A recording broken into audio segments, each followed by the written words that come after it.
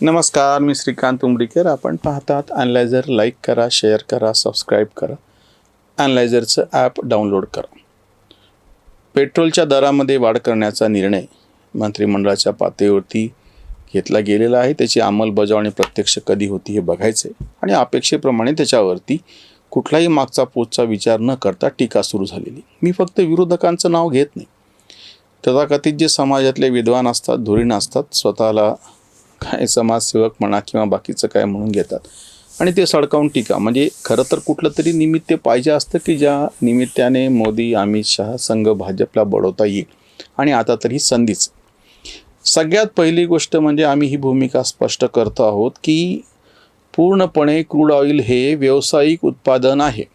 ते तुम्ही बाहेरून खरेदी करता. आपल्या देशामध्ये ते जवळपास बनत नाही. ह्याच्यासाठीची जी किंमत मोजावी लागते ती किंमत त्याच्या ग्राहकांनी दिली पाहिजे. याला दुसरा कुठलाही पर्याय नाही. सरकारनी मध्ये पडावं असं म्हणत असताना सरकार म्हणजे काय म्हणता येईल त्याला की काही नोटा छापण्याचा कारखाना नसतो की सरकारमध्ये काही अचानक पैसे तयार होत नाही, संपत्ती तयार होत नाही. कुठलाही देश जेव्हा आपल्या मनानं अशा पद्धतीनं नोटा छापणार असेल तर तिथे चलनवाढ होती आणि बाकीचं काय त्याचं वाटोळं व्हायचं ते होतंच. वेगळं सांगायची गरज नाही. कितीतरी देशांमध्ये असं घडलेलं आहे. पहिली गोष्ट म्हणजे सरकार हे स्वतः उत्पादक गोष्ट नाही. दुसरीकडचं उत्पादन तुम्हाला आणून दिलेलं आहे. ह्याच्यामध्ये फुकट तिकीटच्या किमती वाढल्या तर आपल्या किमती वाढतील. ह्याच्यामध्ये वेगळं काही सांगायची गरज नाही. मी तुमच्यासमोर जडजंबाल आकडे फेकून काहीतरी तुम्हाला दिग्भ्रमित करतोय असं नाही. म्हणून ते आकडे मी तुम्हाला देत नाही. मी तुम्हाला जनरल सांगतो. जर आपल्याला क्रूड ऑइल विकत घ्यावं लागेल ती समाजसेवा नाही. ह्याच्यासाठी पैसे मोजावे लागतात, डॉलर मोजावे लागतात. त्यांच्याशी तुम्हाला करार करून ते सगळं जेव्हा तुम्ही भारतामध्ये आणता, ह्या ज्या पेट्रोलियम कंपन्या आहेत त्या सगळ्या त्याच्यापासून जे वेगवेगळी उत्पादनं बनवतात ह्या सगळ्याचा जर हिशोब केला तर हा सगळा उद्योग हा स्वतंत्रपणे एखाद्या कंपनीनी, 2-4 कंपन्यांनी किंवा अजून कोणी करायची गोष्ट आहे. सरकारनी करायची गोष्ट नाही. मकरंद डोईजड म्हणून आमचे मित्र आहेत, स्वतंत्रतावादी विचाराचे. त्यांनी फेसबुकवरती फार सुंदर पोस्ट लिहिलेली आहे. मी याच्या खाली डिस्क्रिप्शनमध्ये पण त्याची लिंक देतो, तुम्ही जरूर ती वाचा. पहिली वेगळी मागणी त्यांनी जी केली आहे आमच्या स्वतंत्रतावादी विचारामध्ये, आम्ही आवर्जून ही गोष्ट नेहमी म्हणत आलो की सरकार समस्या क्या सुलझाए, सरकार खुद समस्या आहे. त्याच्यामुळे सगळ्यात पहिली गोष्ट म्हणजे पेट्रोलियम उद्योगामध्ये सरकारची जी ढवळाढवळ चालू आहे ती बंद झाली पाहिजे. जसे एकेकाळी बँकांचं राष्ट्रीयकरण करून सरकारने म्हणजे इंदिरा गांधींच्या सरकारने तेव्हा देशाचं वाटोळं केलेलं. नंतर मग हळूहळू सरकारने त्याच्यातून काय हातपाय काढून घ्यायची तयारी दाखवली. विमान उद्योग अशाच पद्धतीनं सरकारने घशात घालला, त्याचं वाटोळं केलं. नंतर आता खाजगी कंपन्या परत समोर आलेल्या आहेत. आजच्या सगळ्या या जागतिक तेल संकटामध्ये आम्ही हे कोणी करत नाही आहे अशी मागणी समोर ठेवतो आहोत की सरकारने पहिल्यांदा ह्या सगळ्या पेट्रोलियम उद्योगातून बाजूला व्हावं.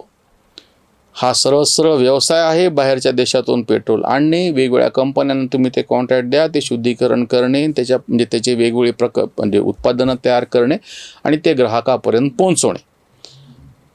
मग त्याचे भाव चढत राहतील, त्याचे भाव उतरत राहतील. त्याचा सरकारशी काहीही संबंध नाही. सरकारचा संबंध असायला नाही पाहिजे. दुसरी महत्त्वाची गोष्ट म्हणजे समांतर ऊर्जेचा जो वापर आहे जो झाला पाहिजे हे वारंवार सांगितल्या जात आहे. मोदींनी सांगितलं तेव्हा मोदींची थट्टा केल्या गेली. तिकडून आम्ही तर त्यांची मर्यादा दाखवून दिली की तुम्ही साखरेला निर्यात बंदी घालता. साखरेच्या म्हणजे ऊसापासून तयार झालेलं इथेनॉल मात्र इकडे खरेदी करायला तयार नाही, की ज्या साखरेच्या निर्यातीमधूनही डॉलर मिळू शकतात आणि त्याचं इथेनॉल पेट्रोलमध्ये मिसळल्याच्यानंतर डॉलर वाचू पण शकतात. असं बहुगुणी निर्णय साखरेच्या बाबतीतला होऊ शकतो. पण सरकारने स्वतः सप्टेंबरपर्यंत निर्यात बंदी लावून स्वतःच्या याच्यामध्ये पाचट ठोकून घेतलेली असं म्हणायची पाळी. आमचा जो दुसरा मुद्दा आहे की पर्यायी इंधनाचा वापराचा विचार गांभीर्याने झाला पाहिजे. जर इथेनॉलचा वापर मोठ्या प्रमाणात झाला, जर सौर ऊर्जेचा वापर मोठ्या प्रमाणात झाला, या दोन्ही गोष्टी ग्रामीण पातळीवर शेतकऱ्याकडे सहज उपलब्ध आहेत. शेतीतल्या कितीतरी उत्पादनांपासून इथेनॉल तयार करता येऊ शकतं. शेततेल असा त्याला एक शब्द शरद जोशींनी वापरलेला होता. ते फार अतिशय महत्त्वाचं. म्हणजे त्याच्यामुळे ग्रामीण अर्थव्यवस्थेला पण मोठी गती मिळू शकेल की जो अनावश्यक जास्तीचं तयार झालेलं धान्य त्याच्यापासूनही इथेनॉल होतं. पडीक जमिनीमध्ये सौर ऊर्जेचे प्रकल्प लावता येऊ शकतात. ह्या दोन्ही गोष्टी व्यवस्थित पद्धतीनं होऊ शकतात. आणि दुसरीकडून ऊसासारखं जे उत्पादन आहे त्याच्यातूनही इथेनॉलची निर्मिती होऊ शकते. म्हणजे भारतातल्या शेतीचं एक फार मोठं वैशिष्ट्य म्हणजे शेती उत्पादनाच्या मधून तुमच्या जो ऊर्जेचा वापर आहे, ऊर्जेची जी गरज आहे ती भागवल्या जाऊ शकते. सौर ऊर्जेचा पण तो प्रकार आहे. म्हणजे पहिली गोष्ट म्हणजे तुम्ही हे पूर्णपणे व्यावसायिक पातळीवरच्या कंपन्यांकडं हे सगळं पेट्रोलियम उद्योग द्यायला पाहिजे. दुसरी महत्त्वाची गोष्ट म्हणजे समांतर जे दुसरे ऊर्जेचे सोर्स आहेत ते विकसित केले जायला पाहिजे. सध्याच्या परिस्थितीमध्ये भाववाढीशिवाय दुसरा पर्याय नाही. युद्धजन्य परिस्थिती आहे आणि कित्येक दिवस 70-80 दिवस होऊन गेलेत युद्धाला आणि तरीसुद्धा आपण भाववाढ केलेली नव्हती. जागतिक पातळीवरची कितीतरी देशांचं ह्याच्यामध्ये कंबरडं मोडलेलं आहे. पण आपल्याला आपल्याकडं पूर्वीची असलेली बचत, डॉलरची गंगाजळी बऱ्यापैकी असलेली या सगळ्याचा फायदा घेत आपण कुशनिंग म्हणजे आत्तापर्यंत सर्वसामान्य ग्राहकाला दरवाढीपासून रोखलं. म्हणजे त्याला काय म्हणता येईल, त्याला कवच कुंडले देऊन ठेवलेली होती. मग त्याच्या पुढेपर्यंत ते धोके पोहोचत नव्हते. पण आता अपरिहार्य झालेले, त्याच्यामुळे दरवाढ झालीच पाहिजे. म्हणजे त्याला काही दुसरा पर्याय नाही. पण तिसरा जो मुद्दा आम्ही त्यानिमित्तानं महत्त्वाचं मानतोय की हे सरकार समस्या क्या सुलझाए, सरकार खुद समस्या आहे हे म्हणत असताना सरकार आत्ताच्या परिस्थितीमध्ये सुद्धा या सगळ्या पेट्रोलियमच्या कारभाराचा अजागळपणा दाखवत आहे. गलिच्छ पद्धतीचं व्यवस्थापन आहे सगळं. म्हणजे आत्ताचे जे आकडे सांगतात, आत्ताही प्रत्येक बॅरलमध्ये 1000 रुपयाचा नीट नफा कसा शासनाला होतो आहे आकड्यानिशी मकरंद डोईजड यांनी दाखवून दिलेला आहे. म्हणजे आत्ता जर एखादी व्यावसायिक कंपनी असली असती आणि सध्याचा जो दर आहे आणि विक्रीचा दर आहे हे सगळं बघितलं तरीही नफा मिळतो. म्हणजे याच्या आधी जेव्हा भाव कमी झालेले होते पण त्या तुलनेमध्ये हे मात्र पेट्रोलचे भाव तेच होते, त्या काळामध्ये किती नफा ह्यांना मिळाला होता. परत ते कारण सांगतात की 1 ते 1.5 लाख रुपयाचे जे पेट्रोल बॉन्ड एका अर्थाने बॉम्ब बनलेले, ते मनमोहनच्या काळामधलं ते जे ओझं सगळं सरकारवरती होतं ते फेडत बसणं अवघड आहे. आत्ता कुठं ती परिस्थिती बऱ्यापैकी नियंत्रणात आलेली आहे. म्हणजे परत तेच सरकार एकदा आलं की त्याच्यामध्ये खड्डे तयार होतात आणि ते खड्डे बुजवण्यासाठी परत नवीन खड्डे तयार करावे लागतात. ह्याच्यापेक्षा हे सरकारी हस्तक्षेप नकोच ह्याच्यामध्ये. सरकारी हस्तक्षेप एकदा नाही म्हणल्याच्या नंतर व्यावसायिक पातळीवरती त्या कंपन्या त्यांचं काम करायचं करतील. आणि हे सगळं करत असताना तुम्ही समांतररित्या सरकारने डोकं घालायचं असेल तर नॉन कन्व्हेन्शनल एनर्जी सोर्सेसवरती, समांतर दुसऱ्या ऊर्जेवरती लक्ष घाला ना. टाउन प्लॅनिंग नगर रचनेवरती आम्ही ऊर्जेचा विचार ह्यावेळेस केलेला आहे आणि तो व्हिडिओ आजच पडतो आहे, तुम्ही जरूर पाहतो.